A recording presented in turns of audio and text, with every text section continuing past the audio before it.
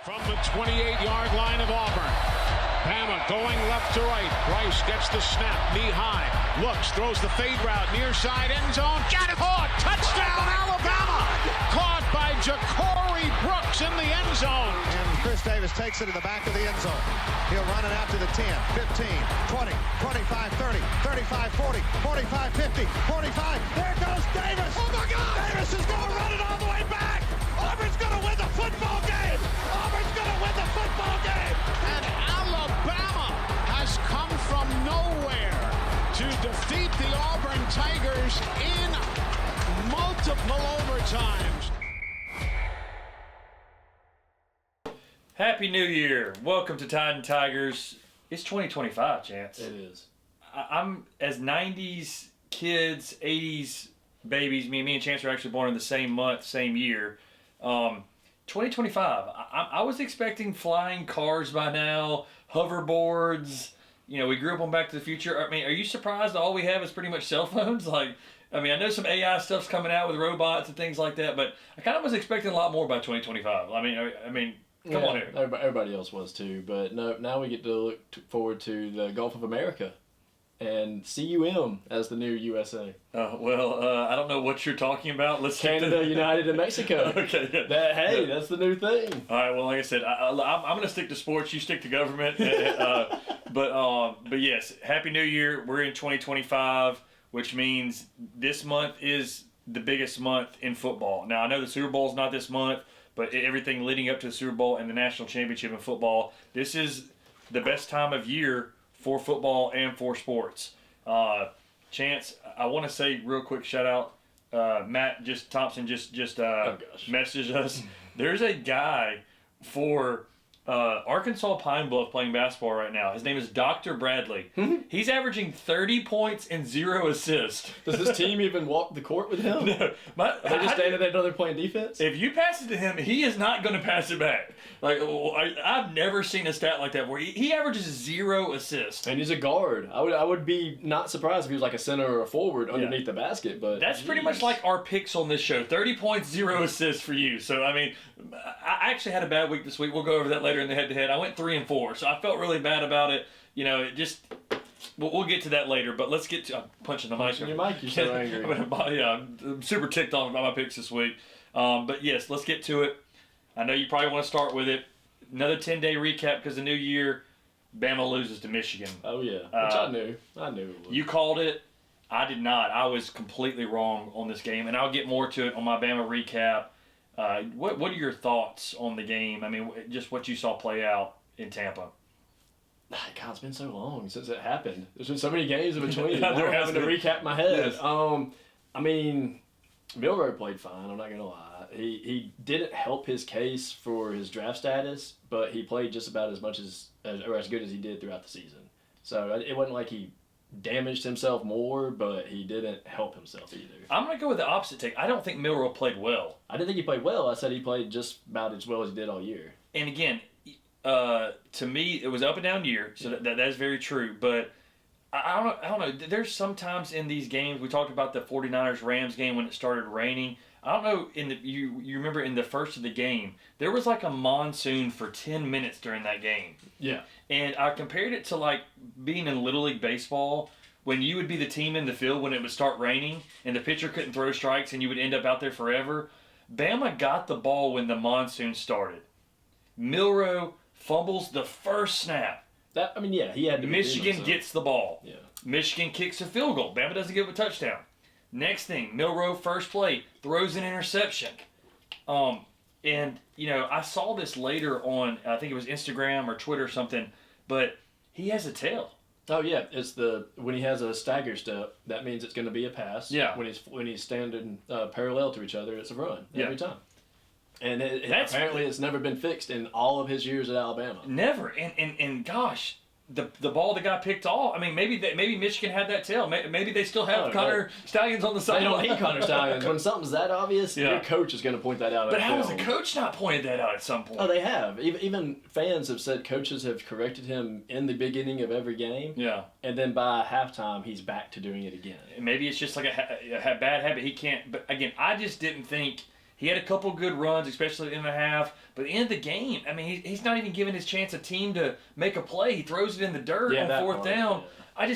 And now he declares for the draft. Again, a lot of this stuff I'll talk about in the Bama segment. But to me, I think he did better than Cam Ward in their bowl game. Well, Cam only played half. That's what I'm saying. But Cam's stats weren't, So props to Milroe for playing it through. But, Ryan Williams, 8 yards receiving. Like, you look at these other teams like Ohio State and the way they get players the ball. As good as DeBoer was at Washington of getting his playmakers the ball, I just didn't see that much this year for Alabama. The leading rusher had how many yards?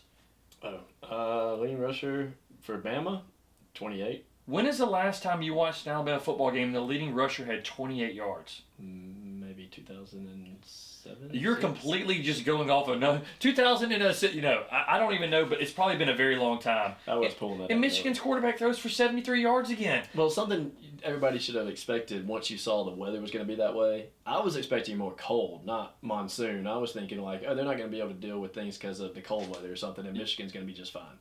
Well, same with the rain and everything else. Michigan's always dealing with the elements. Yeah. They know what it's like. Well, Alabama doesn't. That's a very true statement, and Chance. And like I said, sometimes you play these games, you watch these games, and you're like, oh my gosh, I didn't know it was raining. I didn't know it was going to be 30-mile-an-hour winds. This rain was only for 10 minutes of the game. The rest of the game was sunny. But it just poured, and Bama just had the ball when that was happening, and 3 turnovers. A strip sack, a fumble between running back and quarterback exchange, and an interception. Yeah, and when Michigan's getting the ball in the first quarter 3 times before the 50, you're going to score 16 points in the first quarter while it was raining and everything else. And they scored 16 points, and that's all they needed to win the game. Bama ended up scoring only 13. So that, to me, it's like, gosh, how could that little bitch... But Bama had so many opportunities in the second half. So many... they got the ball time and time again, and they just never did anything with it. Yeah. Turnover on downs. It just not a great way to end DeBoer's first year. The most losses since Nick Saban's first year. Maybe something to take by that. Saban lost to Louisiana Monroe. DeBoer loses to Vanderbilt. Like, I don't know how much I'll correlate of all that, but now Milroe's going to the draft. It's going to be a new start altogether for Alabama, and I wouldn't say DeBoer's on the hot seat, but I think he's kind of got to make something happen next year. You agree with that? Yeah, I wouldn't say Alabama's crazy enough like Auburn to fire a coach in the middle of the offseason or the next season. I think they'll at least give DeBoer 2 to 3 seasons, especially with Saban helping behind the wheel. I think they'll give him time to build, especially with the recruitment class and the transfer players he's bringing in. They'll see what he can do and not what he did with someone else's team. Yeah, and I'll be interested to see the quarterback situation because obviously they're bringing in, the Gatorade Player of the Year and Keelan Russell. But, there's a couple of guys that have been waiting their turn a while. Ty Simpson, one of them, to be the quarterback. Are they even going to get a shot, or is he going to say, hey, let's just start this over green, give me a true freshman, and we'll be good in 2 or 3 years. We'll see. Bama's not used to rebuilding, but I think this is a first rebuild situation for Bama in a long, long time. And since finances aren't an issue and you can buy your players now, the rebuilding won't be as difficult. Very true, but I think Bama's now struggling with the fact that where they could keep 4 or 5 guys on the roster at running back, receiver, now those guys are going somewhere else and they're not sitting behind the T.J. Yeldon, Derrick Henry situation or whatever. They're not just there for the rings anymore. Yeah, exactly. They're going to go play somewhere else. So when Bama loses a guy to injury, like they did with Lawson and Malachi Moore didn't play in the last game, there's not that 5-star behind him to step up. The Caleb Downses of the world have gone to Ohio State, or somebody else has gone somewhere else. The receiver that's at Texas now, Bond. Those guys would stepped up. Yeah, when somebody went down. And I just don't think that's not there anymore because they're getting money from other schools. So, But yeah, enough about Bama. I think terrible way to end the season. I'm sure that made you very happy. You called it. Let's go to the night game. Your first quarterfinal game to go to the semifinals. Penn State. Poor Mustangs. No. Mustangs. SMU lost a long time ago, man. They dominated Boise State, okay? Oh, yeah. And they shut down Genty. I know you picked SMU, and Poor you're still. SMU. So, no, we're on to the quarterfinals. Penn State and Boise. They dominate Boise. Yeah. Penn State has dominated. After losing to Oregon, they have been so impressive running the football, 200-something yards combined between Singleton and Allen. Drew throws for 3 touchdowns. even though he really wasn't a great QBR, but they just dominated. And Genty was held to his least amount of yards all year, no touchdowns, only 104 yards. You have to be impressed with Penn State and James Franklin at this point. Yeah, and it makes me question my pick to who's it they play next week? I think Ohio State. Ohio State. No. They play Notre Dame. Notre Dame, yeah. So, Notre Dame played well enough, too, that it actually makes me think it's going to be a very close game. But I think Penn State proved themselves to probably be a national championship contender. I think so, too. And this may be the year Franklin finally gets over the hump. He didn't beat the Ohio States and win the Big Ten championship like everybody wanted him to do. But what if he doesn't do that but then still goes and wins the national championship? He may have to end up getting to Ohio State in the national championship if he gets there. But very impressed with Penn State. Well, seeing Boise with 3 turnovers, that tells you a lot right there. If you aren't even able to keep the ball on your side and you're playing a team that should be beating you every play, you're not going to win the game. And then going back to SMU, they had 2 pick sixes that game. So that's like at least 5 interceptions combined in 2 games. Defense wins championships, they say. Penn State is leading defense to offense. That's the best recipe. When you can score touchdowns and make plays on defense to lead to offense, that's kind of what helped. That's what helped Michigan kind of get in that first quarter. Defense led to offense. So shout out to Penn State. They're in the Final Four. Got a big game coming up Thursday night. They made everybody lose their betting on Genty. Yeah. Wednesday. Whoa, what a Wednesday it was. We see the best game of the college football playoff. Ohio State, your boy. Or Texas, Arizona State. Your boy, but not your boy Scatteroo. He's your boy, but not your boy. Texas goes up big. It's 17-3 at some point in the third quarter. You're not thinking much of it. Arizona State gets 2 goal line stands against them where they could have kicked field goals. It could have been like 17-9. You know, they go for it. I liked actually going for it, especially with the guys you have, and they just look out of the game. Well, then they after the goal line stand, they get a great play on defense, and they get the safety, and the whole game changed.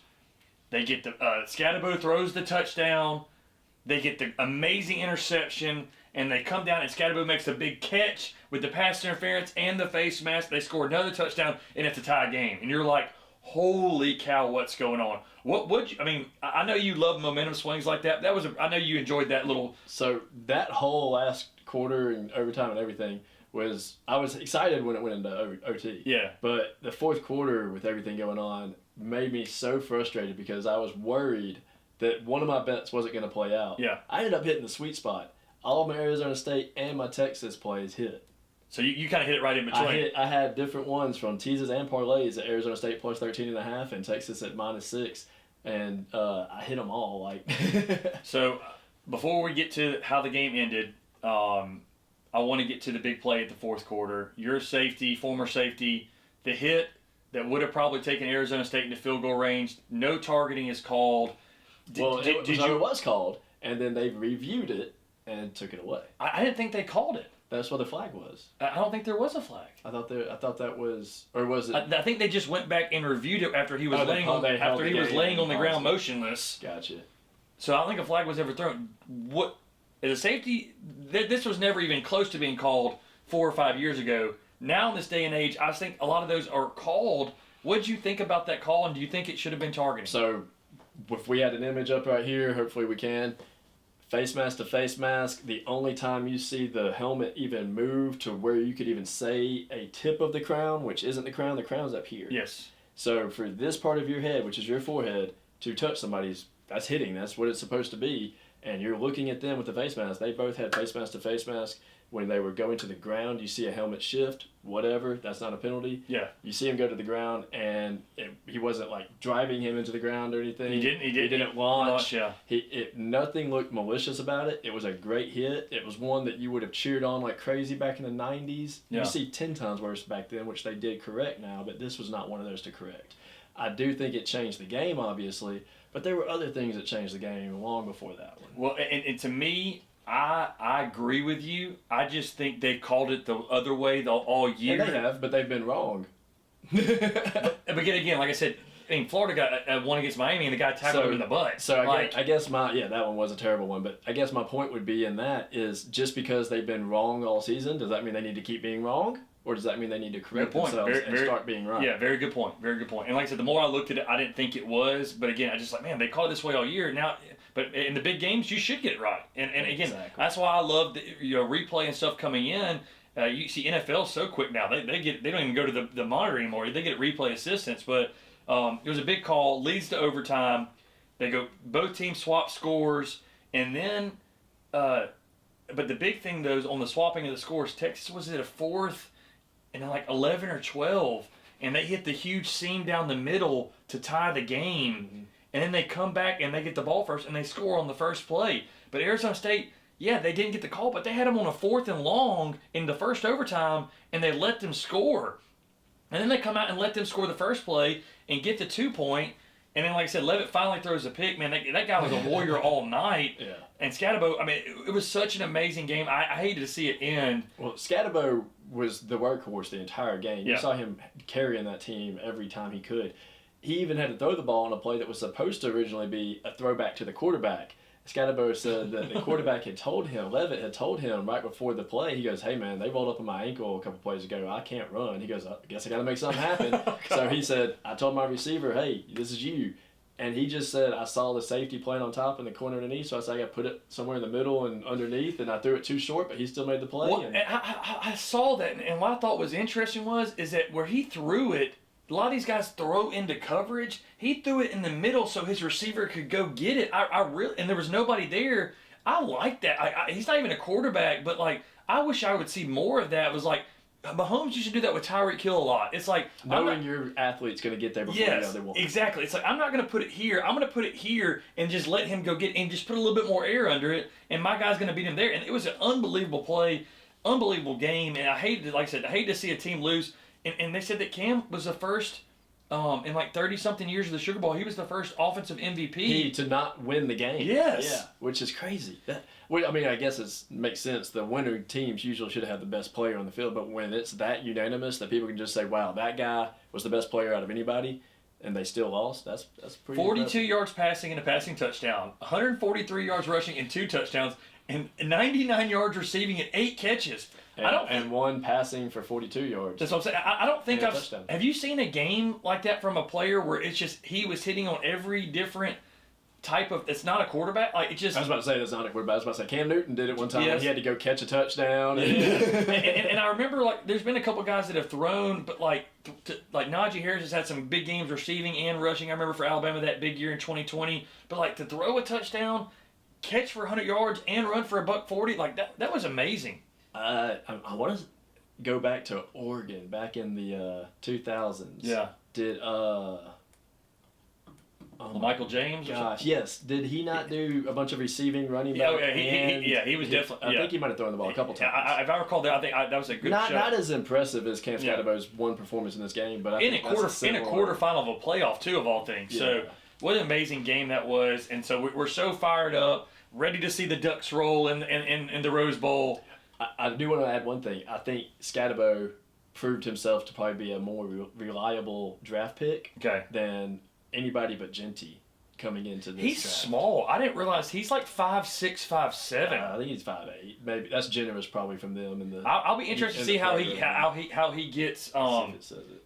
5'11". Yeah, he can't go 5'11". They're being generous. If he's 5'11", I'm 6 foot. So. He is 200 pounds. You can tell that. And the crazy story is his mom says that he used to put his brother's shoulder pads on, go out and run into a telephone pole. Things that don't move. So CTE is definitely welcome in that family. Well, you saw he was throwing up on the sidelines after he got helmet. So I do believe he had a concussion, but he said that he knows his body, and he's always got the little tick that he calls not a tick, where he shakes his head and shoulders. Chance, he had a concussion. I believe he had a concussion. I've had him. I know.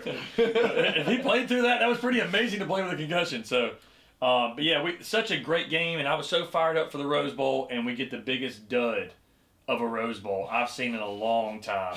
Oregon did not show up for this game.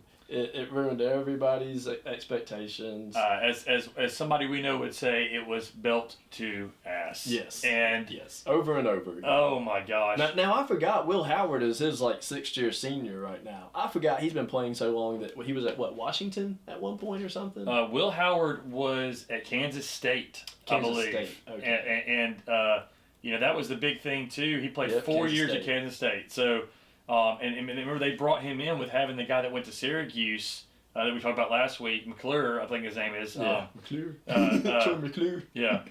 So that was kind of what motivated those two parties. But yeah, Will Howard played amazing. You can't say enough about Jeremiah Smith. I think he would be a top 5 draft pick if he was going out this year. He's just a freshman. There's an unreal freshman. I mean, like we thought Alabama was spoiled with Williams. Jeremiah Smith's another level. I think he is too. And again, but you saw the ways that Ryan Day, actually Chip Kelly, the OC, former Oregon, there's a lot of motivation. They lost to Oregon the regular year. I don't know why I didn't. As picking Oregon, I thought it was a lock. But because Ohio State, that Michigan game, I kept going back to that Michigan game. But Ohio State played Oregon to the last snap in Autzen when they played Oregon this year. Chip Kelly's the OC. Like, they had a lot of motivation going in this game. And they came in and got the ball to their best playmaker early and often. And they just couldn't cover Jeremiah Smith. They just couldn't do it. And it was like... 7 receptions, 187 yards. I saw like a T.O. Julio comparison. But like that one time they threw it across the middle, and I thought it was going to be a pick, and he comes out of nowhere and just snatches it. I'm like, it was incredible. And they ran the football too. The defense... I didn't realize too, did you see the defense, the stat they brought up? They got like 4 or 5-year seniors, like a bunch of 4-year starters, and then they got Caleb Downs and like 2 or 3 guys that are young, like All-Americans. I'm like, it's basically having NFL vets playing on your team that aren't going to make mistakes. They might not be the best on the field, but they're not going to make mistakes. How did they lose to Michigan? I just don't. Even though Michigan played well against Alabama, I just don't. Like, this team is so talented. It reminds me of like the Ravens, and I'm like, I look at the Ravens play every week. I'm like, how have they lost 4 games? How did they lose to the Browns? So I guess sometimes every dog has his day. But at home, losing to Michigan and then coming back and looking like this against Tennessee and Oregon, where they've whooped them both, they got to be the national championship favorite as an 8 seed. Would you not say? Yeah, I would say they got to be close to that. Yeah. So it was just a bad game. The Ducks, I think, Gabriel, they just got hit in the mouth and they got knocked out and they just could. It was, 34-0. It just bad. Yeah. Just bad. And I know, like I said, they showed some fight at the end and cut it to 20 a couple times. At halftime, I said if they come out and score and stop them and go score, it'd be a 10-point game. It could have got real interesting. They got the score, they got the stop, but they didn't go score. Ohio State comes and scores right after that, and it was over. Which game was it that had no punts or something? It was like the first bowl game to have 0 punts. We'll have to look that up. We'll have to look that up. Yeah, I do remember somebody saying that. But yeah. Did you see that video about Jeremiah Smith, though, as a kid? He got cut when he was trying out for his football team. Wow. And just wasn't the best out there that week. His dad got him training privately with some of the best receiver coaches, stuff like that, all around the city. And then the next year he came out there and was the top player on the team. So it wasn't like I'm going to cry about it and go play somewhere else. It was, no, I'm going to work my butt off, come back and earn that and prove to everybody I was worth it. And you see, he never stopped thinking that way. Yeah. One of the most, my most favorite awards to watch every year is the NBA Most Improved Player. Because you can tell they've put work in the gym and completely changed their game. And you're like, where did this guy come from? Work is always the answer to getting better. And the guys that put in the most work, the Kobe Bryants of the world, are going to be the best players. So that just tells you right there, stop whining, stop complaining, get to work. So there was going to be a night game after the Rose Bowl. Obviously, all of our condolences to all the New Orleans people that lost their lives. And it's such a horrible tragedy in New Orleans. Just not acceptable, and it just... very, very sad day for that community and a lot of communities. A lot of our friends have had people that were affected. Just an Auburn graduate, an Alabama graduate.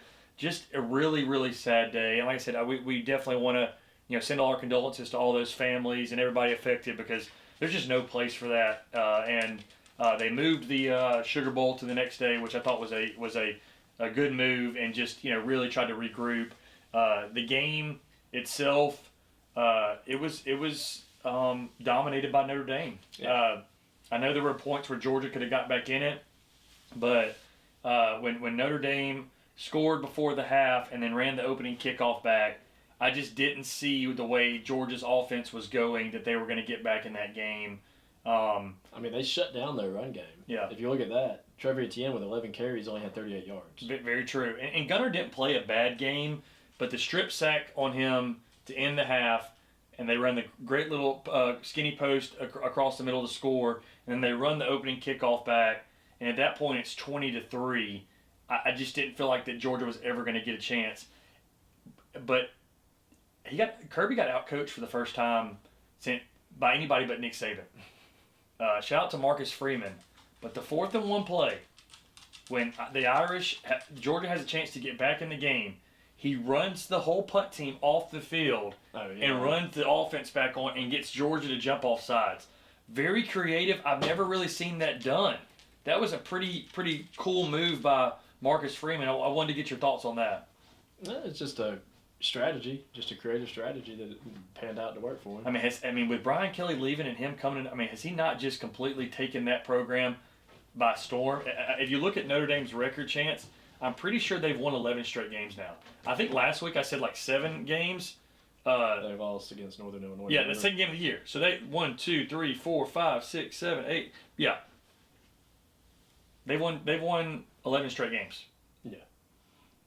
But they lost. No, 12 straight games. But they lost to NIU, who is now a part of the Mountain West Conference. Every dog has its day, and they lost at home to Northern Illinois, and they've won 12 straight games. So that statement right there, every dog has its day, is the whole point of the college football playoff, and letting some of these smaller teams that might not deserve the right to be there every year, that wins enough to get their spot. Yeah. Every dog has his day. We could always win in the playoffs. And we were complaining that there wasn't much competitive from the smaller schools, but it may happen next year. It's going to happen at some point. Somebody's going to lose that they aren't supposed to lose. Yeah. And it's going to be incredible. Great point. I guess the only other game that was really after that was the Ole Miss game. Ole Miss blows out Duke. What's next for Kiffin and Ole Miss? I mean, Dart throws for 404 yards and 4 touchdowns. He's gone. You know, what is the next step for Ole Miss? We thought it was going to be this year, and they were going to be in the playoff. They lose to Florida in the swamp to kind of, I don't know. I have no idea what's in the stars for Ole Miss, but I did bet against them, forgetting that Duke had nobody showing up for this game. Do you think that Kiffin's going to be at Ole Miss for a while? I think they've got enough money to hold him there, but the minute something comes up like an Alabama or a Texas or something like that. I thought Florida was going to be a spot, and then Napier turned it around. To me, if you go win at Florida or Alabama, you're going to be just like Spurrier or Saban or whoever. If you win at Ole Miss, you'll be the greatest coach there of all time. Yeah. So now the more I think about that, I think he stays at Ole Miss and tries to finally he needs to stop losing some of these games he's not supposed to lose in order to get in the playoff. But losing Dart, I'll be very interested to see who he gets as a quarterback next year. So 3 of the losses were South Carolina, Florida, and LSU. But you can't lose Kentucky. I mean Kentucky, not Kentucky. You can't lose Kentucky at home. Yeah, can't happen. So, but yes, moving on, college football playoff. We have our Final Four: Texas versus Ohio State, and then we have Notre Dame versus Penn State. We'll discuss those in our picks later. But that was a heck of a college football playoff. And so, last week of the NFL season.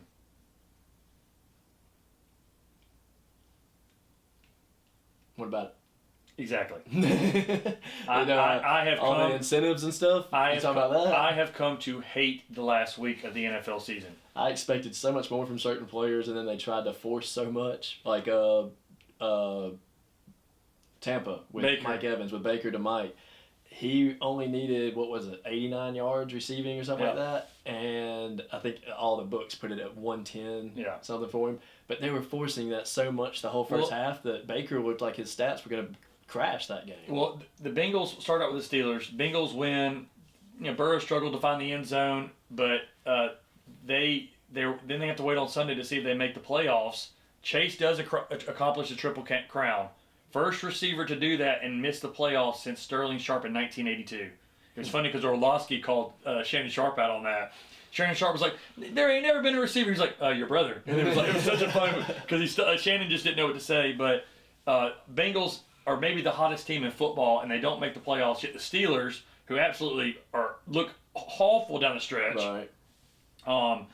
the Ravens crushed the Browns. Browns are playing two different quarterbacks. That game was awful. But we get into Sunday. You've already talked about Tampa Bay a little bit. But I think the most disappointing thing is that we're looking to see these like anticipated matchups and games. If the Bengals are getting in the playoffs, well, they're not going to get in because the Chiefs are sitting every one of their players, and Bo Nix and them just go throttle them in Denver. Now, Bo and Denver have been hot, but I would have loved to see the Chiefs play at full strength and that game be a better game. It was 38-0. Well, even with that, I think the line was like a 9-point line against Broncos. I knew the Broncos were going to cover that at least because they weren't going to lose that bad to them, regardless of who was starting. Yeah. So I couldn't believe that line. But then, like you said, you have two games that were very, the other games were the Dolphins and the Jets and the Falcons and the Panthers. But you look at the end of the season, the Dolphins, Tua's not playing, and the Falcons, Cousins not playing. And both those teams lose those games to the Jets, who were 4-12, and the Panthers, who were the worst team in football for a lot of the season. Not just that for the Dolphins. Tyreek walked off the field basically for him in the fourth quarter. He's out of Miami. Quits the team, pretty much. He quit the game at least. He pulled in Antonio Brown. He stayed on the sideline, didn't walk on the field. Yeah, he didn't take his whole uniform off and all that. But he basically said, I'm not playing anymore. What'd you think about that? About the decision in the game, I hate it. I hate anybody that just stops because, unless they're hurt, obviously. Yeah. But anybody that just stops caring about the team that they're around and stuff, obviously shows how selfish you are. And then he says, this is the best thing for my family. Well, technically, no. The best thing for your family is paychecks. Yeah. And you just got paid by this A lot of money. program. A lot of money. So I would say it shows his selfishness. It shows that he just wants to be the star player. Yeah. And he tried to build up that team when he said, "Oh, I've got another Patrick Mahomes right here in Tua." Like he did his best to build up that entire team to be what he wanted it to be, but when it wasn't, he's just cutting and running. And to me, like, he has a lot to be mad about. Tua's not playing hardly any time. Tua's just trying to survive concussions every other week. So another interesting thing I thought this year, there was a lot of things about tanking the last few years. Some of these teams, whether the GMs or owners, one of the two or not, were winning games. The Patriots were the first pick. They were the fourth pick. The Giants won the week before. They were the first pick. Now they're the third pick. You saw the Jets win late. Makes you wonder how rigged everything really is. These teams were going to trying to win games. I will say this: the Panthers proved to me a lot. Even they didn't have a good year. Bryce got benched. That's a team I think that will be better next year. They looked a lot better down the stretch. And shout out to Bryce Young for bouncing back. Well, that's what the Panthers needed to get better, was for Bryce to not have all that pressure on him. And when he got benched and he got to sit behind Andy Dalton, he got to watch a veteran build back to what he used to be as well and learn from him. And then you can see it in the warm-ups and stuff. Dalton was still helping Bryce and discussing things with him. It wasn't like he was trying to keep his position. Yeah. So he wanted Bryce to come back too, and he helped him get there. So I think that it kind of humbled Bryce a little bit, and not that he needed it, but I think it kind of did. Yeah. And made him a better quarterback out there. What do you think? Washington and Philly both don't really play their best players, and they both win games without Hurts, Daniels, Saquon. What does that say about those teams, Chance? Because then you see the Chiefs, they don't play and they get throttled. Well, the Eagles winning against the Giants, But the Giants did win last week, and they were playing all their best players. And then you look at Giants' all best players still can't win a game against second stringers. And it killed me to not see Saquon break Eric Dickerson's record against the Giants. Would that not have been just a chef's kiss? But what does that tell you about that? All of the Giants players, or best players, were playing. They still couldn't beat a team who didn't have any of their best players playing. That tells you the coaching is the problem. And some teams can't figure that out, like the Giants, who just extended Dayball. And their GM, who gave away Saquon. Well, I don't understand what New York's doing. Maybe Dayball and them have something over the staff or the whole franchise where they just control them, but they need to cut ties with them and find new coaching. And I wonder about the Chiefs, too. This is going to be a long layoff for them. Like, and the Commanders beat the Cowboys, but the Cowboys, I guess they didn't have Dak and stuff. But the Chiefs played on Christmas Day, so then Mahomes and them don't play. They had a huge 10-day break until this Sunday. He's not playing then. They have another week off because they get the bye. They're going to go 2.5 weeks without playing a game. So we saw this affected all the college teams. Yes. In the first rounds of the games. Chiefs are used to it, so they usually get the bye. All the college teams that had byes in their games lost, which is crazy. Yeah, we could bring that up. Yeah, that's a good point. Yeah. But in the NFL, for a team that has bye weeks like this, they understand that they still have to stay in shape while that team's still playing games and stay in better shape. So you've got people like Mahomes who privately trains and then they show up to the facilities and work together and stuff. I think they'll be trying to light it up the first quarter so badly that it won't matter if they're out of shape because the other team's going to be playing from behind by 3 touchdowns. Well, and I will say this too about the Eagles-Giants game. Tanner McKee, he could get – he was impressing me like for coming in for Jalen. I know Jalen's in concussion protocol. Hopefully, I think he'll be back this week. But there's a couple times where these guys come in at the very end and maybe win themselves a job. Yeah, Joe Milton. Yes. Joe Milton proved to everybody who didn't find out he was starting until the kickoff of the game. Yeah. Before the kickoff had already happened. Yeah. First drive's happening. Hey, you're going in next drive. What? And he went out there and proved that he deserves to be transferred to somewhere where he can win. Because they think Drake's the guy. And now going into that, I will say this too. The last thing before we go into the draft order real quick. I said transferred. He needs to get traded. We're talking portal time. Lions thrashed the Vikings. Oh, gosh. To get the number 1 seed. Anzalone was back from his wrist injury. David Montgomery's coming back, they said, from his sprained. You know, they heard Hutchinson's kind of get back from the broken leg. This team has already been really good, and they're starting to get other players that they thought were going to be out for the season back. Yeah. Gibbs was incredible. 23 for 139, 3 touchdowns. And then he had 4 touchdowns. He had 31-yard receiving. Yeah. So, I mean, Lions Ravens would be my Super Bowl right now. We can do our bracket a little bit later and just kind of see where we're going to go with this. I think the thing about NFL's different is that it's hard to do a bracket because whoever wins the first game, the worst seed plays the 1 seed. Yeah. They do it like that. They do it a lot. It's not you stay within your bracket. They adjust the bracket so the number 1 team does get the best best advantage. Yeah, best seed and all that. Yeah.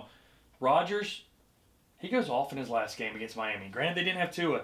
I texted you this earlier this week. 18 touchdowns and 4 interceptions since they got Devontae. Yeah, I brought that up. But you said since that October game. Yeah, I said, And I said, well, that kind of coincides with when they finally picked up Devontae and someone he's comfortable with again. He had better numbers than he had his last year with Green Bay. They fired a coach, all this in between. I think he should stay 1 more year and see if they can do it. Well, I mean, his numbers were not bad. We loved the interview. His numbers were not bad this year. I just don't know what happened. I think there was just so much going on with that team. I think he should give it 1 more year. I think New York should give him 1 more shot. Look, he was my quarterback in fantasy. I knew he'd have a decent season, and he still put up good numbers some of the weeks. But along with I hope nobody in the world, did not expect him to put a team into the playoffs after coming back from an Achilles injury. Yeah. No, everybody forgets that by this point. They're like, oh, he came back so quickly, he must be fine. Yeah. No, he's still recovering and dealing with it and playing through it every week. And he's also trying to build camaraderie with a team and then deal with a head coach getting kicked out. It was literally a drama series behind the scenes there. Yeah. So I don't think this was the year for them to expect anything good. The fact that he did do as good as he did near the end of the season says a lot to what they can be next year, like you said. I saw Jared. How long was what's his name out on defense too? Sauce Gardner. Yeah. So he was out a while. But again, to me, they're looking for a new head coach. You saw the Patriots fired Mayo after 1 year. Didn't give him a full year. Yeah, I'm hearing Vrabel may come. I'm curious to see. I know Brett Powell told me Mike Vrabel is going to go to the Patriots. I think Vrabel will end up in Vegas because of Brady. Okay, wow. I think that's going to be tweaked. Okay, well, see, but Antonio Pierce is still in Vegas now. He was claiming. I see. I don't know. but again, Rodgers still has 1 more year on his deal. And I think he's gonna. I think he's gonna come back. But Rex Ryan, they said, is going for that job. It'll be interesting to see who gets that Jets job. If Rex Ryan got the job, they were opponents of each other for years, and I'm sure they have good camaraderie with each other too. Well, not just that. Rex. That was the last time really the Jets were really good was when Rex was there. When he had Mark Sanchez as his quarterback. Right, and he was able to do good with him. But Rodgers, I think, would be fine with a coach like Rex. Yeah. I think they'd be just fine. But yeah, Rodgers told his response to them saying, "Hey, people close to you are saying you're done." He's like, "People are close to me." That is so great off of Tropic Thunder, just him in the moment hitting that. But that tells you right there, he's like, stop listening to what people are telling you. That's not me. Yeah. And I think he's going to be back. All right. Well, the draft order flopped a lot. Ends up Titans are the number 1 pick. Yeah. Browns are the number 2 pick. Giants are the number 3 pick. Pats and then Jags. We know the Jags have a quarterback. They've signed for a long time for a lot of money, most in NFL history. We know the Pats believe in Drake May. So you got the Titans, who are going to take a quarterback, whether it's Cam Ward or Sanders. Titans have drafted a quarterback, every draft the past 4 years? Seems like it. Browns have Deshaun Watson, who had a setback in his Achilles injury, speaking of, and the Giants need a quarterback. I'm interested to see. You would think it would be Ward, Hunter, and Sanders, but somebody said the other day that they had a couple of GMs in the NFL said that Sanders wasn't even a third-round grade in their opinion. Yeah. But so same thing they would say about Tebow. All it takes is one team to believe. And I think Sanders is going to get taken high because I think somebody's going to get caught up in everything and they're going to take him. So I think if Sanders ends up at Tennessee, it's going to be the same problem they had with Malik Willis. Okay. I think they're going to try to put everything on a young guy. Yeah. And when he doesn't pan out, they're going to say, okay, well, let's find the veteran we can put in front of you again and put you on the bench. It's been the same story in Tennessee for a long time. And then Malik's up over at, where Malik just go to and played for? I think Green Bay, I believe. Yeah, because he came in for Love when he went down. Yeah. And now he's at Green Bay, and he does very well coming in and subbing for Jordan Love when he was injured. Yeah. So I think Tennessee's in that same issue with the coaching that it's not going to be a good fit for Sanders if he ends up there. But if Sanders is willing to sit on the bench and wait behind some good quarterbacks, then he can find himself on a really good team. Yeah. But I just think he'll be taken too early. And again, the Browns, it'll be interesting if they go get a quarterback as much money as they owe Deshaun Watson and what if they still believe in, because he's still relatively young. He's not an older guy. So I know that it's going to be very interesting to see how it all plays out. But they all flip-flopped. They're all some of them don't even have coaches. 3 and 4, it's just the top, bottom 5, they're a tragedy for a reason. So, but like I said, it's going to be very interesting to see these weeks of the playoffs and how they play out. College football playoff, exciting times. Hopefully our picks will be better, especially yours, because it was one. I've got to rebound from a lot of misses. Rebound would be an understatement, Chance. I think you got to trash everything you've ever done, and whatever you think, just go the opposite. I tried that a couple times. It didn't work either. That's where I think I'm just cursed, or the NFL knows what I bet, and they just play against me. Well, just like the Auburn Tigers are cursed, Chance is cursed as well here on Tide and Tigers.